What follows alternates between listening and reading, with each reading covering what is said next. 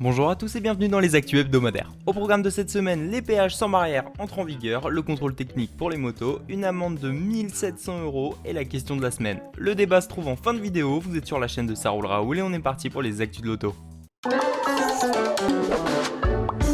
Officiellement mis en place à partir du début du mois de novembre 2022, le péage sans barrière repose sur un fonctionnement différent du péage classique.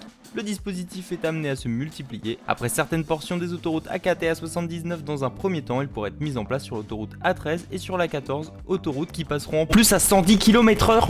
Même si son fonctionnement est sensiblement différent d'un péage classique, le péage sans barrière reste bien entendu payant. Alors combien coûte le péage sans barrière sur les autoroutes françaises ? Mise en service le 4 novembre 2022 sur l'autoroute A79, le péage sans barrière encadre un tronçon de 88 km qui relie Montmarault dans l'Allier à Digoin en Saône-et-Loire. Selon Aliae, le site qui permet de régler le montant du péage à flux libre une fois le trajet effectué, le prix pour parcourir cette portion est fixé à 3,80 €. Les automobilistes doivent s'acquitter de ce montant au plus tard 72 heures après avoir franchi le péage sans barrière. L'installation du péage sans barrière pourrait cependant avoir des répercussions sur le prix du péage. Selon Sud-Ouest, qui ont pu interviewer le directeur général de la SANEF, Arnaud Quemard, un péage sans barrière nécessite plus d'employés. Interrogé sur la future mise en place de système entre Paris et Caen, Arnaud Quemard dit notamment que pour exploiter cette autoroute en flux libre, on n'aura besoin qu'à peu près 300 collaborateurs contre 150 avec un péage traditionnel. Le ministère des Transports, qui a organisé une première réunion de concertation ce vendredi, prévoit la mise en place du contrôle technique pour les scooters et les motos dès la fin du premier semestre 2023. Ça y est, le feuilleton préféré des conducteurs de 2 roues reprend. 4 jours après la décision du Conseil d'État de rétablir le contrôle technique pour les 2 roues motorisées, le ministère des Transports a organisé une première concertation avec les différents acteurs concernés. Cet échange s'est tenu ce vendredi 4 novembre en fin de journée et il permet d'y voir un peu plus clair sur le calendrier de la mise en place du dispositif. Le ministre Clément Beaune, présent lors de cette réunion avec les associations de défense de l'environnement et la DGEC, Direction Générale de l'Énergie et du Climat, a confirmé la mise en place d'un contrôle technique pour les scooters et les motos. Cela signifie que les engins avec des moteurs de plus de 125 cm3, mais aussi des petites cylindrées de 50 cm3 seront concernés par la mesure. Le ministère s'est engagé à actualiser le décret de 2021 abrogé l'été dernier. Décision finalement annulée par le Conseil d'État avant de publier un arrêté d'application qui définira les détails du dispositif, point de contrôle, périodicité, paramètres, etc. Il devrait s'agir d'une affaire de quelques semaines puisque le gouvernement s'est engagé à ce que le texte en question soit prêt avant la fin de l'année. Une consultation du public doit ensuite se tenir au début de l'année 2023 pour une entrée en vigueur du contrôle technique d'ici la fin du premier semestre de l'année prochaine.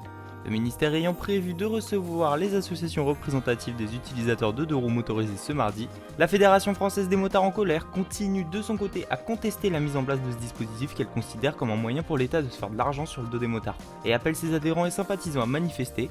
Une pétition contre le contrôle technique avait recueilli ce vendredi soir près de 23 000 signatures.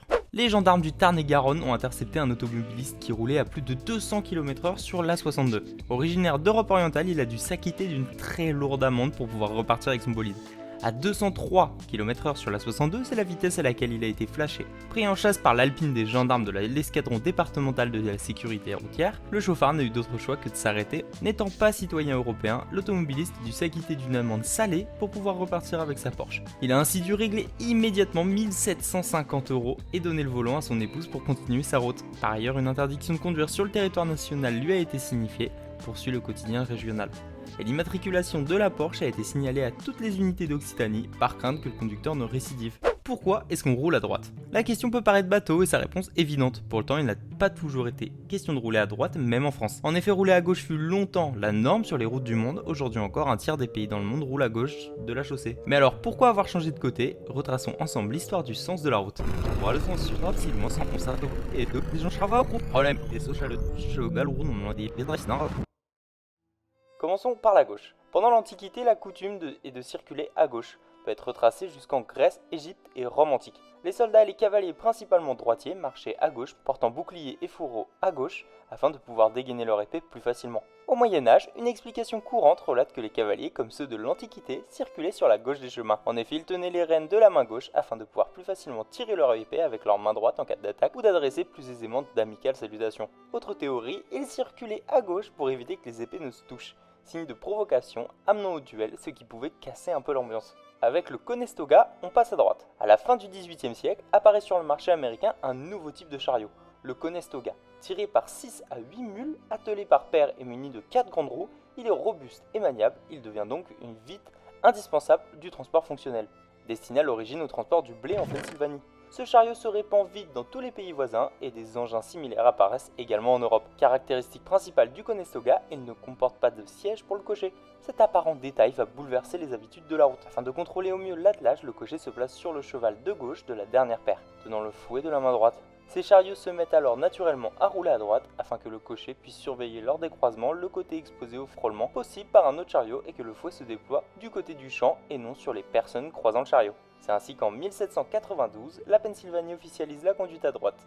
Nous y voilà. Les autres États américains, lui, emboîtent le pas. En Europe, ce chariot devient célèbre et la même pratique se développe. À la fin du 18e, la France roule donc à droite. On porte souvent à Napoléon Ier le crédit d'avoir imposé à l'Europe conquise l'obligation de conduire à droite par opposition aux Britanniques.